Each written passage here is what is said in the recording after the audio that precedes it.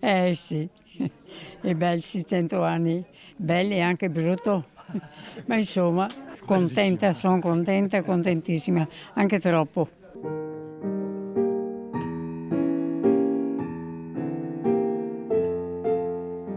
Ringraziamo la nonna che nonostante l'età è sempre presente per noi, sempre a strapparci un sorriso, sempre pronta a riempirci di affetto. Grazie. Se la forza della natura ci fa bene a tutti quanti, porta salute a tutti. La mamma è una forza della natura, veramente, pur essendo piccolina e minuta, però ha la forza di un leone, veramente, di una leonessa.